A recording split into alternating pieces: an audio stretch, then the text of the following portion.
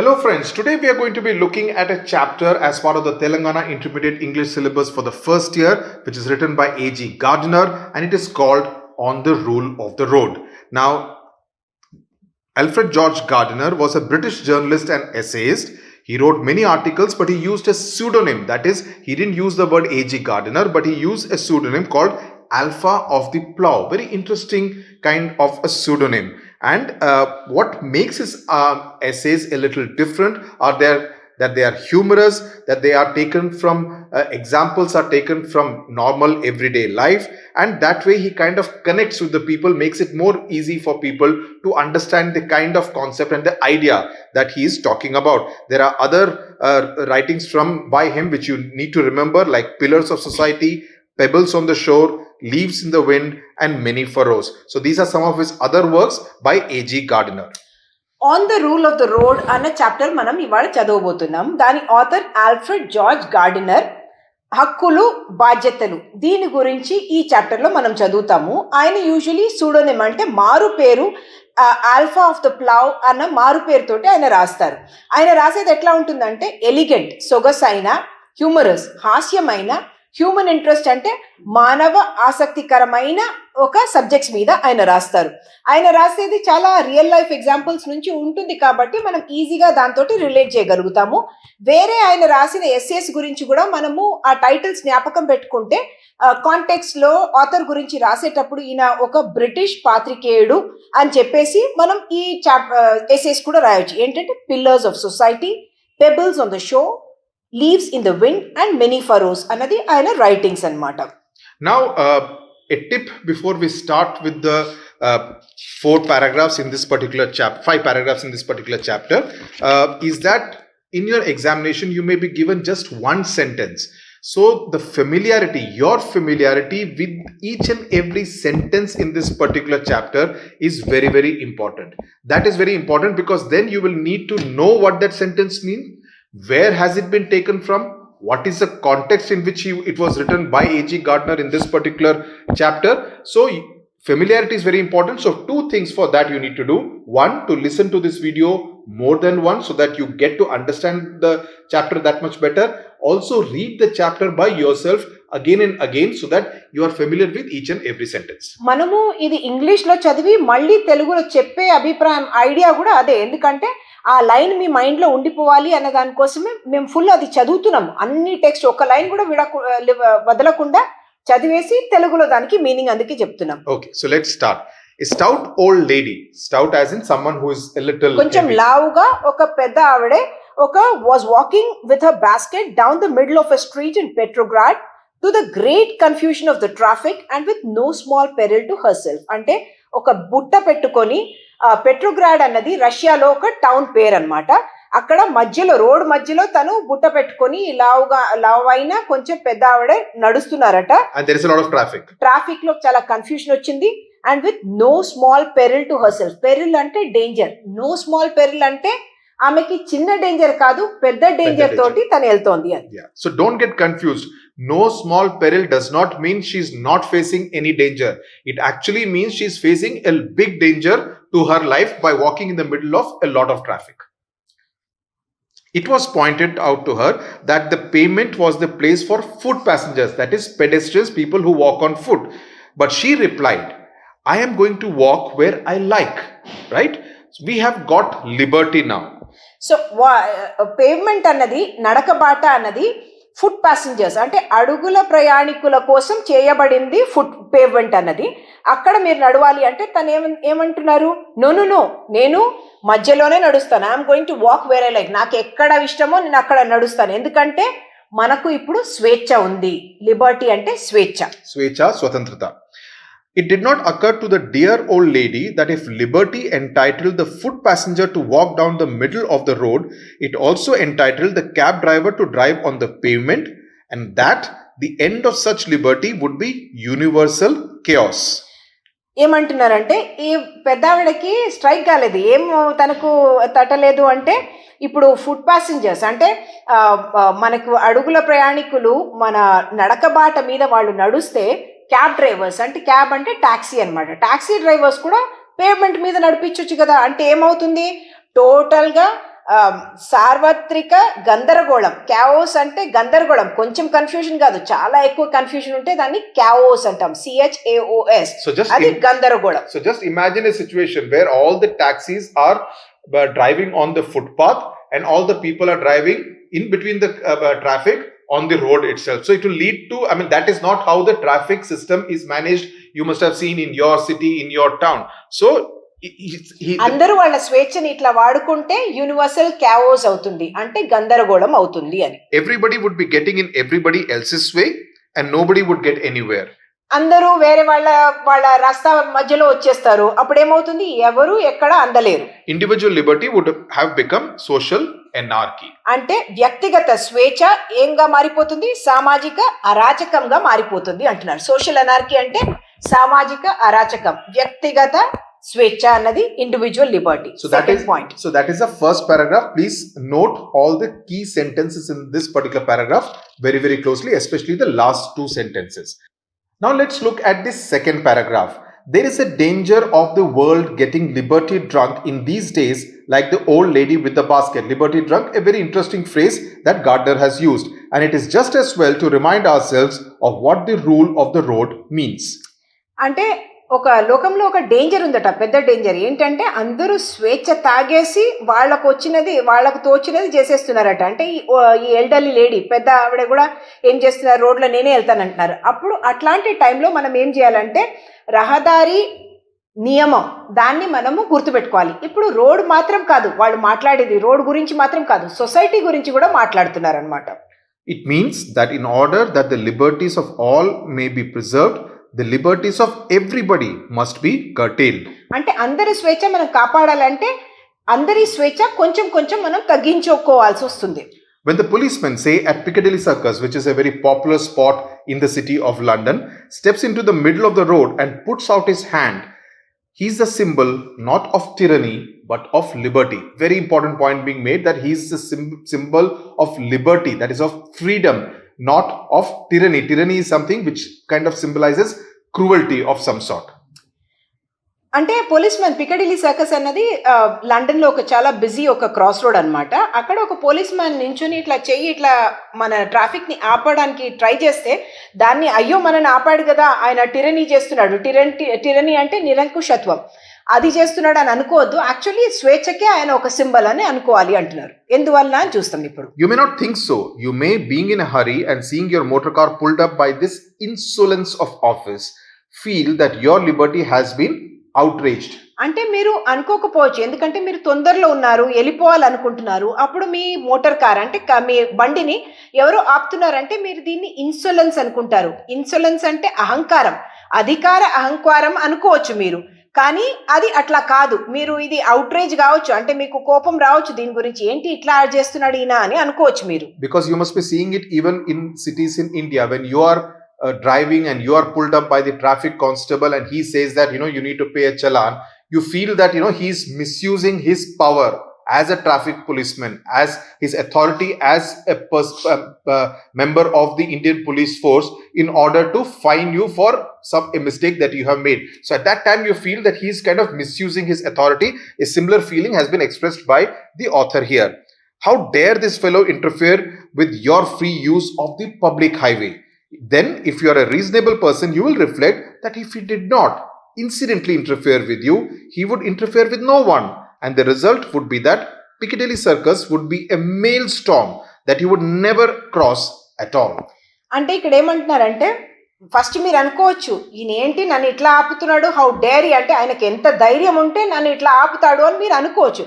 కానీ దాని తర్వాత మీరు సమంజసమైన ఒక మనిషిగా ఆలోచిస్తే మీకేమనిపిస్తుంది అంటే, ఈయన నాతోటి జోక్యం చేసుకోకపోతే, ఇంటర్ఫియర్ కాకపోతే ఎవరితోటి కూడా జోక్యం చేసుకోడు కదా.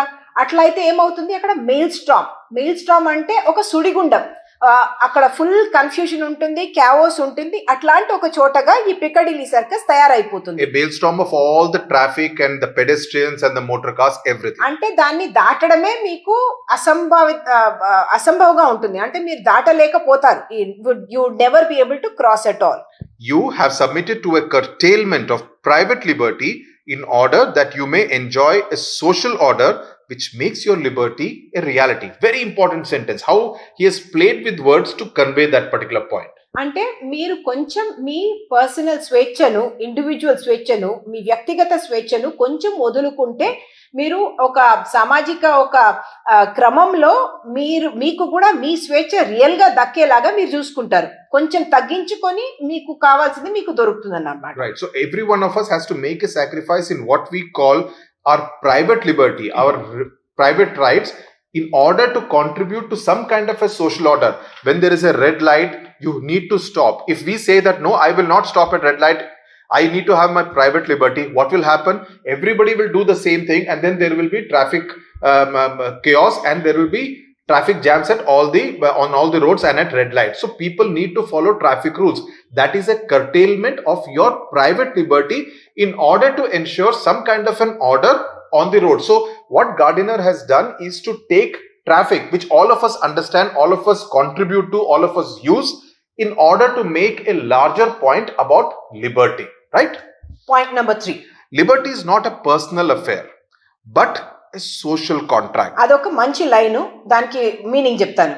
అంటే లిబర్టీ, స్వేచ్ఛ అన్నది మన వ్యక్తిగత వ్యవహారం మాత్రం కాదు, అది ఒక సామాజిక ఒప్పందం. సోషల్ కాంట్రాక్ట్ అంటే సామాజిక ఒప్పందం అన్నమాట.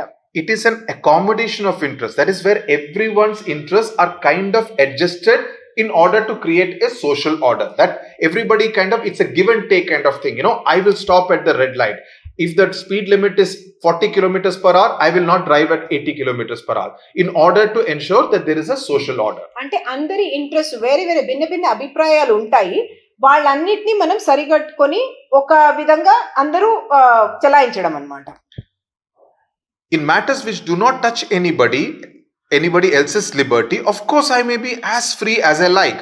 If I choose to go down the Strand in a dressing gown with long hair and bare feet, who shall say me no? You have the liberty to laugh at me, but I have the liberty to be indifferent to you. అంటే మన స్వేచ్ఛ వేరే వాళ్ళ స్వేచ్ఛని interfere చేయకపోతే, దాన్ని తగ్గించకపోతే మనము ఎంత freedom అయినా దానిలో వాడుకోవచ్చు. అంటే స్ట్రాండ్ అన్నది ఒక రోడ్, ఒక దానిలో మనం డ్రెస్సింగ్ గౌన్ అన్నది ఒక లూజ్ కోట్ లాగా ఉంటుంది. అది మనం స్నానం చేసిన తర్వాత లేకపోతే బెడ్ నుంచి లేచిన తర్వాత అది వేసుకుంటాం అనమాట. అది మీరు లాంగ్ హెయిర్ వేసుకొని మీరు చెప్పులు వేసుకోకుండా బయటకు వెళ్ళాలనుకుంటా, హూ షల్ సే మీ నే అంటే ఎవరు మిమ్మల్ని నో అని చెప్పలేరు అని. నే అన్న పదం ఓల్డ్ పదం, కానీ దానికి నో అన్న అర్థం అనమాట. You have the liberty to laugh at me. నువ్వు నన్ను చూసి లాఫ్ చేయొచ్చు అంటే నవ్వచ్చు, కానీ నేను దాన్ని మీ లాఫ్టర్ని కూడా, but I have the liberty to be indifferent you అంటే దాన్ని నేను గమనించను, అసలు దాన్ని పట్టించుకోను నేను. I don't care kind of an attitude. And if I have a fancy for dying my hair or waxing my mustache, which heaven forbid, or wearing a tall hat, a frock coat and sandals, or going to bed late and getting up early, I shall follow my fancy and ask no man's permission. అంటే ఏమంటున్నారంటే, నేను వెంట్రికలను die చేసుకోవాలనుకున్నా, నా moustache అంటే మీసాన్ని తీసేయాలి, wax చేయడం అంటే తీసేయడం అనమాట, దాన్ని తీసేయాలనుకున్నా అంటే దానిలో బ్రాకెట్లు ఏమన్నా విచ్ హెవెన్ ఫార్వర్డ్ అంటే ఆయనకి ఇష్టం లేదు అసలు తీయడం, కానీ అట్లా అంటున్నారనమాట. ఆర్ వేరే టాల్ హ్యాట్, చాలా పెద్ద హ్యాట్ పెట్టుకోవడం అన్నా, లేకపోతే కోట్ ఫ్రాక్ లాంటి కోట్ వేసుకోవడం అన్నా, శాండిల్స్ వేసుకోవడం అన్నా, తొందర బెడ్కి వెళ్ళడం, నిద్రపోవడము, లేకపోతే లేట్గా లేవడము, ఏమైనా నేను చేయొచ్చు, ఎవరు నన్ను లేరు అన్న విషయం చెప్తున్నారు. In the examination, just a tip, these kind of examples can also be asked as to what does the author say can be done. So you need to remember these 5-6 instances that A.G. Gardner has used and use that in your answer, that these are the examples he says. If anyone does it, it's his personal wish. Nobody is going to, people may laugh, but he can be indifferent to that. So please remember these 5-6 examples that the author has given. I shall not inquire of you whether I may eat mustard with my mutton. This is another example. I may like mustard with my mutton, but you will not ask me whether you may be a Protestant or a Catholic, whether you may marry the dark lady or the fair lady, you may prefer Ella Wheeler Wilcox to Wordsworth or champagne to Shandy Gaff. అంటే ఎవరు నన్ను అడగలేరు, నేను mutton తో పాటు mustard అంటే ఆవాల, అది నేను దాంతో తింటానా అన్నది ఎవరు అడగలేరు. నాకు ఇష్టం ఉంటే నేను తినొచ్చు. అట్లాగే నేను ప్రొటెస్టెంటా క్యాథలికా, ప్రొటెస్టెంట్ క్యాథలిక్ అనేది క్రిస్టియానిటీలో 2 డివిజన్స్ అనమాట.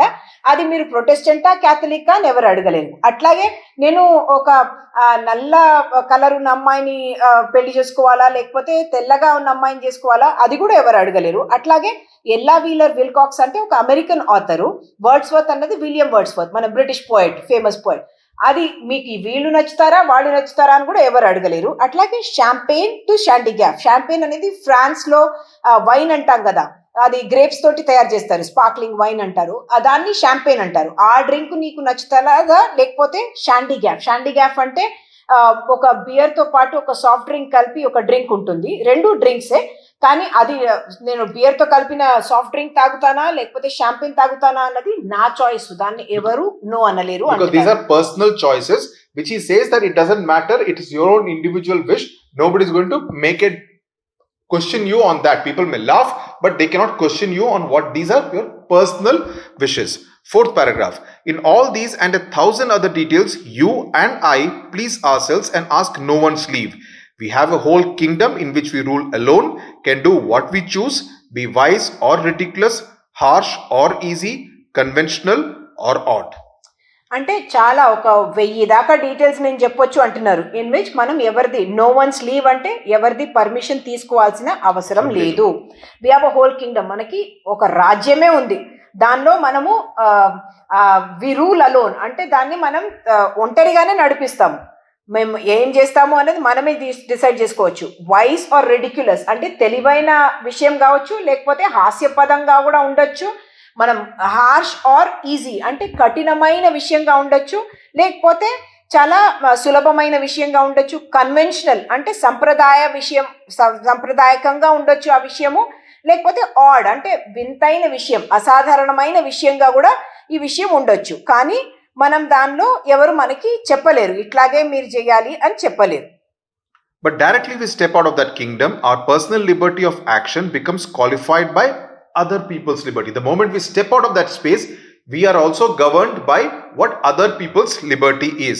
I might like to practice on the trombone from midnight till 3 in the morning.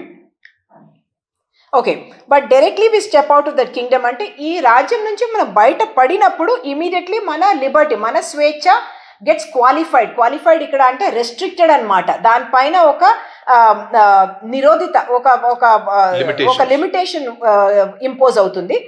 వేరే వాళ్ళ స్వేచ్ఛ వాళ్ళకు కూడా ఉంటుంది కాబట్టి. I might like to practice on the trombone from mid night till 3 in the morning.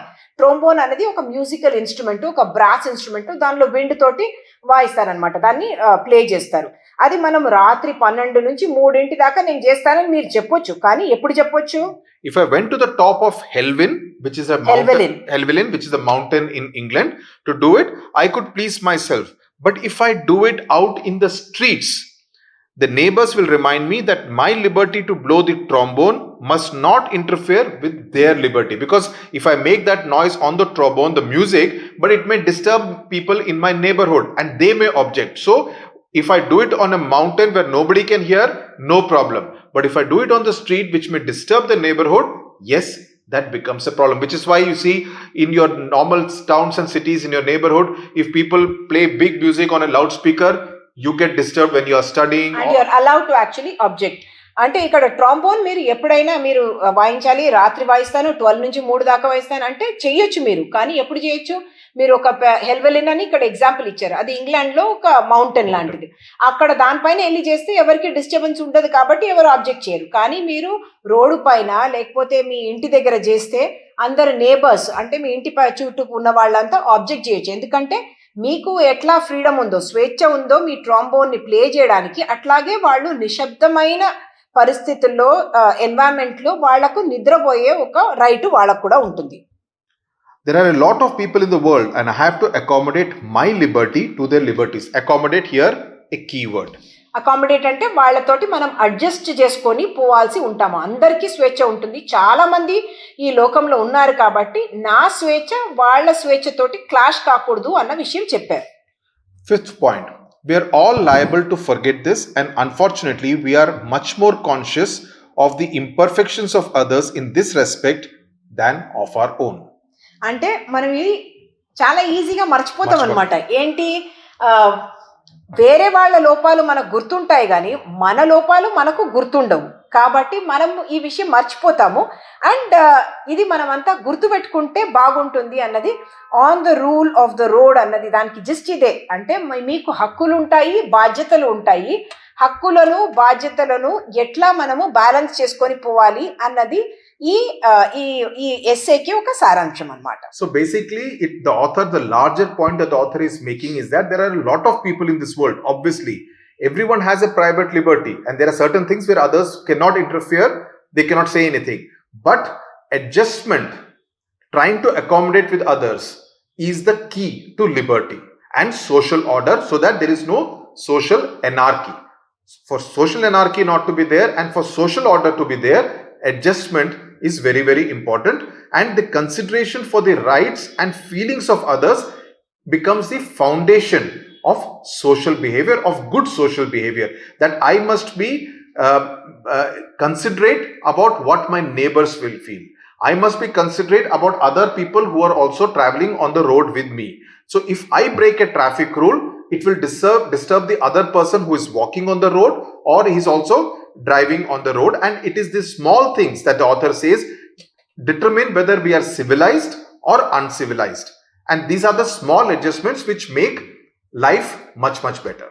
అంటే మీ వ్యక్తిగత స్వేచ్ఛతో పాటు మీరు వేరే వాళ్ళ స్వేచ్ఛ గురించి ఆలోచిస్తే ఈ లోకం ఇంకా రూల్ ఆఫ్ ద రోడ్ అన్నది అది మీరు ఫాలో అవుతే గనక chaos ఉండదు, స్మూత్ గా వెళ్తుంది లైఫ్ అన్నది దీనికి సారాంశం. Okay, so I hope this particular chapter, which is in fact a very popular essay, is in fact part of the syllabus of several state boards in the country, you have understood very clearly.